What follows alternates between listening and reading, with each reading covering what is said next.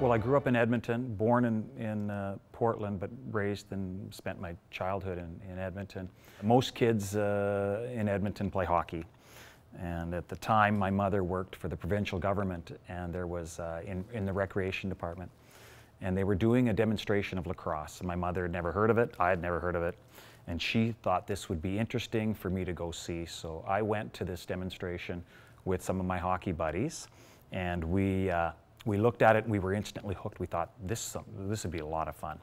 So we signed up and we played. I played my very first game. I was competing against another player to see who's going to be the goalie.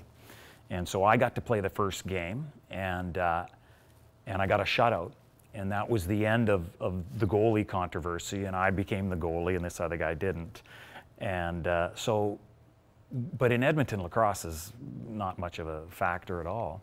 So as I was playing, we got to travel to BC to play some better competition, and it was doing those trips that I got to see some good lacrosse. I remember as a kid, I was probably about 16 maybe. We got to see Burnaby Cablevision play Victoria. They weren't the Shamrocks, they were the Victoria McDonald's, I think, with Kevin Alexander. Big, Burnaby Lake Arena. And so that was a huge thing for me. And so it was at that point that I thought I'd really like to continue with lacrosse and pursue lacrosse. So that was kind of the start of it for me to want to come out here. I'm not really sure, ever since I was a little kid, the whole hockey thing, I was fascinated. I'm going to say probably when I was 6 or 7 years old, I loved the goalie equipment. I wanted to get when I started hockey, I liked the goalie stick and I liked the goalie pads and the same, like a goalie lacrosse stick. It's a cool stick. And so I liked the equipment, and that was kind of, and I think, I enjoyed the idea of making the big save. I think you kind of have to have that mentality. At the end of the day, you're either going to be viewed as you saved the day, or you might have cost the game, It's hard. Well, I say to this day, I see there's two people in a game that have the greatest ability to determine the outcome of the game. That's the goalie at either end. And one of them will be successful and one of them will be a failure. You got a 50-50 chance. But of those two people, more than anybody else, you can determine the outcome of every game. I had expressed interest through my club manager at the time, Warren Rendon, and this was probably '78. And I said I'd like to go to BC and play junior lacrosse. And I think there wasn't any interest, and I'm still playing junior in Edmonton. So, but in 1979, Alberta was awarded host of the Mann Cup, and we were to put together a kind of an all-star team to compete with BC and Ontario.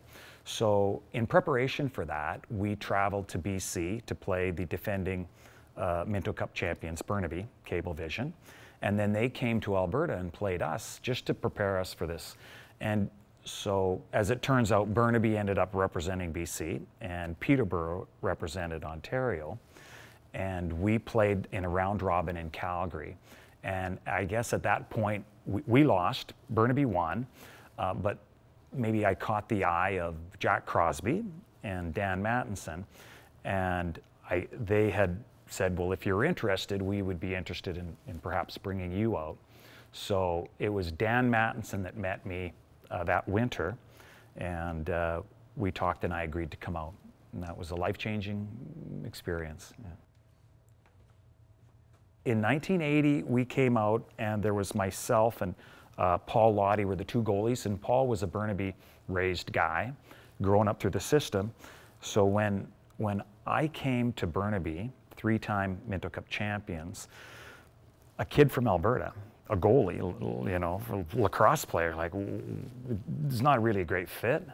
And I was fortunate enough to play and have Dan Mattinson believe in me enough to play me so that I could at least get my foot going and kind of get up to speed. So Paul and I kind of shared the responsibility, probably for the most part. And maybe I got to play a little more than him, I'm not sure, but we lost to the the Salmon Bellies in 1980. Tremendously good team, and they ended up losing to, I'm not sure who, in 80. And then in 81, we beat the Salmon Bellies and went back east, and we lost to Peterborough, the James Gang, who had a pretty good run for a few years there. 81, I played 2 years junior here, 1 year of junior in Alberta. And in 82, I was drafted by the Burrards. And there was some question, because I was from Alberta, whether am I going to come back and play senior? And I was drafted by the Burrards, and I'd had an accident and broke some fingers, and I was in physio and couldn't come out for the season to start with. And another fortunate thing was Dave Evans was the longtime goaltender of the Burrards, and he wanted to retire. So, not perfect timing. Dave holds a position. I come in when I'm ready, you know, it might have been May or June, and then he retires. And there's a vacancy for me now, again. So, and the coach was Pat Differ, I believe, yes. And my goaltending partner was Jim Pelzer, local guy. And so Jim and I shared the goaltending duties that year, and then I continued on with the Burrards, and Jim left, and I was able to be the main goalie for a number of years. To play at Kerrisdale, to play for the Burrards, I mean, you have to understand that I grew up in Edmonton. I'd never seen senior lacrosse. I'd never been a part of senior lacrosse or anything like that. So, I mean, this is a dream. I'm playing lacrosse. I'm loving it. I'm hanging out with the guys in the dressing room. I've got Doug Hayes. Like, you know, and I didn't quite appreciate what Doug Hayes had brought to it, but I mean, I could see how good he was. I got Dan Perreault, Taki Vohalis. You know, it was a pretty exciting time. And then I'm with a bunch of guys my age within a year or two that were drafted to the Burrards. So it was an influx of young players. And so we were all kind of growing up around the same age with the addition of some of these bigger name guys that we got to play with. And so, you know, you spend a lot of time together. You do some fun things. You know, you got to go to Victoria. A lot of fun, you know, and then, you know, you're battling, because at that time players didn't transfer teams, so it's not like you had a player that went from the Burrards to the Salmon Bellies or the Adnaks or vice versa. Very few player movements at that time, so your bond was with your guys, and long terms, many years you're playing with these guys. I guess I look at it like a goaltender would be more of like a quarterback in terms of directing traffic. And it's something that I learned from Dan Mattinson, and he pushed me. He said, you need to do two things. Number one is you need to value the ball and work on passing the ball and getting an improved stick. And number two is you need to communicate with these guys, because he says you're most effective when you're talking. And so I developed some, I guess, chatter with the guys. And so when you look at the goaltender in relationship to the defense, if they can consistently know what you're talking about and they become comfortable with listening to what you have to say, then it makes it easier for them, I believe. I'm trying to identify what the play is going to develop. So if I see something happening away from the ball, I might try to communicate with the defenders, my defense in front of me, say, heads up, you know, watch, you know, Jordy Dean coming down the right side. You know, and he might not have the ball, but he might get that ball, and if he gets it, we're in trouble, you know? So you kind of, I'm in the best position to see what's taking place on the whole floor. So why not have me communicate with the guys and be aware of kind of let them know what's happening or what may happen, so it's not such a surprise if the ball comes that way. And then, you know, you develop certain tendencies that players know, so they expect if there's a loose ball that's somewhere near the crease and I'm talking to them about it, they'll clamp on somebody and I can pull the ball back in my crease, or just knowing what I'm doing. would tend to be more active in and around the crease, and I felt that that was an advantage to our team, because if they knew, for example, if they're in trouble in the corner with the ball, and I could pop behind the net, and they could outlet to me, then we can get the ball out. So it's kind of working all together and knowing what to expect from me and what I expect from them. When I got to the Burrards, Dave Evans had retired, but he stayed on with the team. And probably more than anybody in my whole career, Dave Evans had the greatest influence on me and all the things that I got to do from that point on. And so, you know, I worked with Dave just in terms of you know, how to play, what to do. I always felt that as a goaltender, you can do so much more. So when there's a ball, when the ball comes into my end, you know, I've got to be prepared to stop the ball, but what happens after that? So Dave worked with me, and he helped develop, and I think with me, an ability to go from taking the save and getting that loose ball and getting it in a position to my stick to outlet. So he'd always say, you have like 3 seconds, 1,000, 2, 1,000, and you got to get that ball out of your crease. So if you can transition from save to pass in a very short period of time, then all of a sudden the team goes from defense to offense very quickly. And if you can capitalize on the other team being a little lazy, you can get the ball out very quickly, very easily. You're not having to make long passes. And so what that did is it probably gave me a lot of assists as well over the course of my career.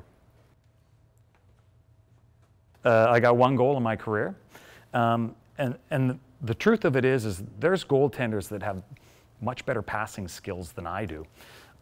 But what it was that speed that I could get the ball to their sticks without having to run too far. So I can't throw the ball down the length of the floor very well. I could get it to maybe half court. But I remember I was playing for the North Shore Indians, or Langley Thunder at that time. And we were in Coquitlam, and it was at the end of the second period. Coquitlam had possession of the ball. They had John Grant Jr. playing for them. And so less than 30 seconds, they've got the ball. They pull their goalie.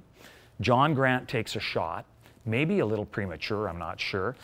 It's in my stick, and the usual, I transition, get it up, and I just throw the ball down, and I'm not sure whether it was 1, 2, or 3 bounces, but I know for sure it did not air all the way in there.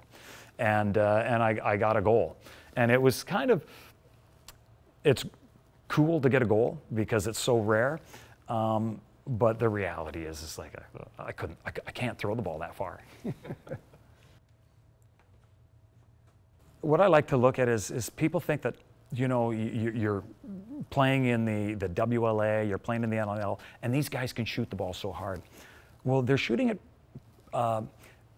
just as fast as a 20-year-old player shooting on me as a 20-year-old goalie, as it was proportionately when I was 10 years old and having 10-year-old shots coming at me. So it's not that it's that much more difficult to make that stop because they're shooting harder, because you all graduate at the same age. So the games that were important to me and the defeats that were important to me when I was 10 were just as important and just as a big deal as when I was 30. So it's about finding that, and when you talk about stopping it, it's about finding that kind of zone where the game kind of slows down for you.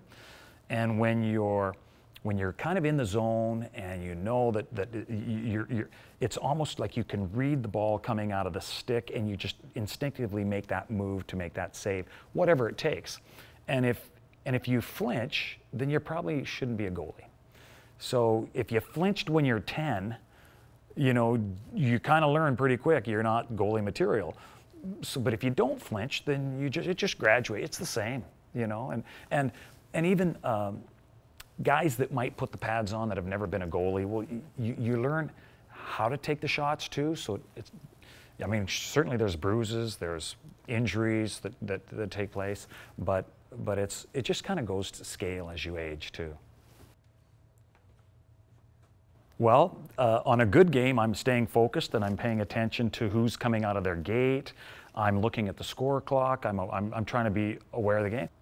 When you're not doing that, you're not really in the game. And so you might not last that long, you might get pulled, but consciously, you know, I would try to be game time aware, like just know what the clock's doing, know who's coming out, know penalties, what the shot clock is. So, you know, there's lots of things to be doing to stay focused on what's happening. When the ball is in their stick and it's coming down, even when the ball's, you know, when the play's in my end, if the ball carrier's in the corner, I've got to take a peek to see, you know, where everybody else is, and to be ready in case, you know, if it's let's put it this way, if the ball's in Kevin Alexander's stick, everybody else becomes irrelevant. But if the ball's in somebody else's stick that really doesn't want that ball, then all of a sudden I have to turn in to say, okay, well, who is the next likely person to get that ball and what are they going to do? I'm not going to say I had the most talent of goaltenders, because I could certainly see guys like Rod Bannister and the very good goaltenders. But what I did try to do is I tried to prepare as better than anybody. And I tried to work harder than anybody. And part of that was doing my homework about who the shooters were. And what I found is good players have two shots in their repertoire: their go-to shot and their backup shot. The greatest players I've ever played against, so I'll say this, is I've been fortunate to have played against Kevin Alexander. And he is the best pure goal scorer that I've ever faced. And I'm, you know, I padded his stats. I'm sure I did. I added to that. But I'm proud to say that I got to play against him. And I don't think I never had a book on him. And he's, so there's him. And then the other guy that I never got a book on was John Tavares. I could never figure out, and I played with him with the Burrards. He came in his rookie year in WLA, was with the Burrards. And he was spectacular the moment he stepped on the floor. And he was just a rookie. But I never did get a book on him either. And I think everybody else I found tendencies with, you know, the guys that were goal scorers. So John Tavares, like John Grant Jr., an amazing goal scorer. And I had some success, limited probably with him, but he had some tendencies that I was able to identify. But Tavares and Alexander, I could not figure out to this day. Adrenaline is an asset and a detriment both at the same time. So, and when I was younger, because adrenaline also fuels emotion. And so as a goaltender, I've always kind of led with my heart. So when I'm playing, I'm fully engaged. And that's not always a good thing, because the goaltender in my books and my experience says you've got to be that steady Eddie guy. You know, it's great to lead the charges. You know, if there's a brawl or whatever, I'm not saying I could fight anybody, but I'd be willing to get out there and go for it. I don't know. And of course, that sometimes takes the team with you. And so that's the bad part about the adrenaline. The good part is it gets you easy to get into the heightened awareness of when the play starts to slow down and you can see the ball coming out of the stick. But as I got older, I think I was able to harness it a little better and control it. But certainly when I was younger, probably in the 80s for sure, and in the 90s probably too. You know, the adrenaline probably got in my way just as much as it helped. Well, so Dave Evans, taking back to Dave Evans, Dave was the coach of the Philadelphia Wings in 1988. And they won the championship. And we might have started before that, but in '88. And I'm playing for Dave here. And Dave came to me in sometime in the summer of '89 and said, would you be interested in coming to Philadelphia and playing for the Wings? He felt they needed a Canadian goaltender. And And so I decided to say, yes, I'll go, let's go to Philly and play. And so I played that year, but I broke my collarbone partway through the season. And so I missed a chunk of the season. And I came back, was able to play. We played in the playoffs and won the championship in the spring of 1990. And then rather than go back that next year, I had a job that I didn't want to leave, and I would have to have quit if I were to go to Philly. So we talked to Dallas Eliak and said, Dallas, would you like to go to Philly and do this? And so Dallas went to Philly, I didn't. And the next couple of years after that, I flew in for playoffs and stuff to be back up to Dallas. And then I think the teams, they expanded the league and they were prepared to do some fly-in, fly-out situations where you'd fly back east for the weekend game and then fly home. And so that's what I did for several years through the mid to late 90s. When you're playing and you're playing in front of big crowds, and when we won the championship in 1990, we were playing in New England. And even I remember playing in Philadelphia. And I remember standing in front of the arena, and there's like 15,000 people. And looking around the break and kind of thinking, I don't know anybody here. And nobody here knows me. And it was kind of a hollow feeling, to be honest with you. We won the championship, but I didn't have anybody that was really important there to share it with me, and friends and family. And so, you know, it's different. And when you're playing here, be it the WLA or even when we had the Vancouver Ravens, I remember standing in it was GM Place at the time, and doing the same thing, looking around, thinking, I know a lot of people here. And the feeling, it was just a completely different feeling. It was a much more gratifying sense to be standing and playing in front of friends and family that were important to you. I was with the Burrards for 10 years, and in '92, I was busy with work and I had a lot going on, and I was playing hockey with some lacrosse guys, and one of them happened to be a North Shore Indian Senior B player.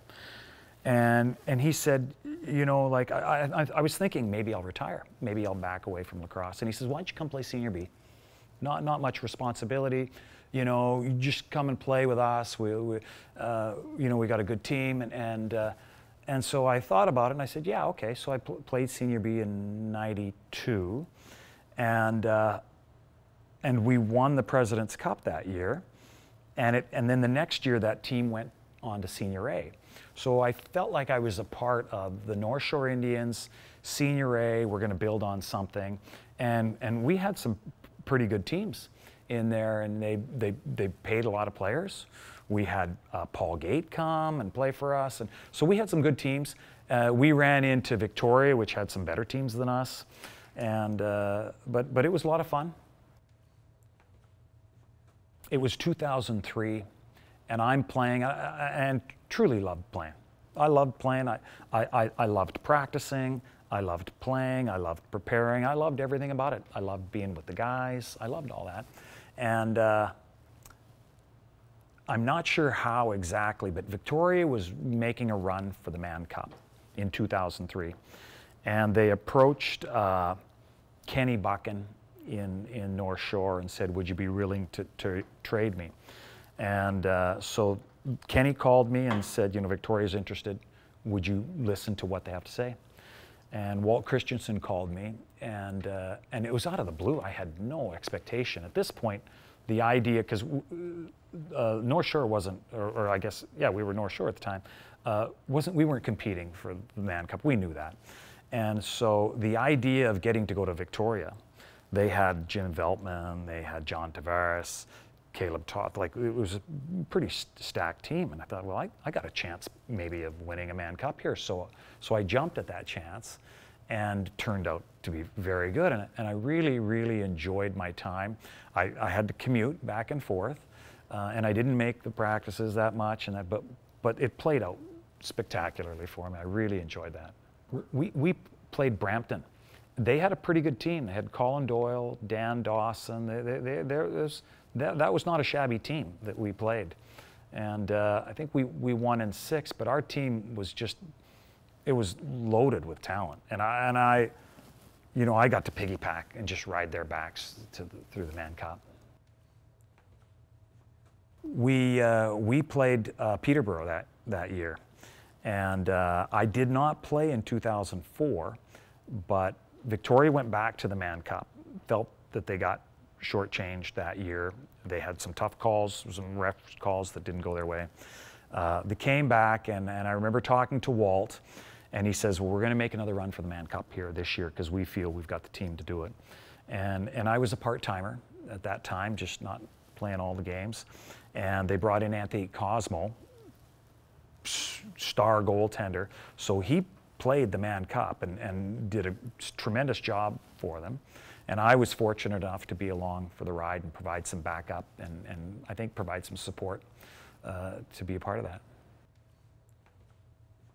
2005, we won Mann Cup here. 2006, same thing. I'm a part-timer with Victoria. We went back to Peterborough. We lost. And that was the end of my career in theory. I finished, Darren Fridge called me to help out in 2005, 6, and 7 with the Burrards. And he had some goalies that he wanted me to help out, and I kind of reluctantly said, okay, I'll help out a little bit. And as it turns out, one or both of their goalies got hurt. And I'd just played the previous year, and he said, would you put the pads on? So I think I played like 3 games. So that was the I felt kind of good actually, because I started with the Burrards and I actually finished with the Burrards. And I had some fun in between.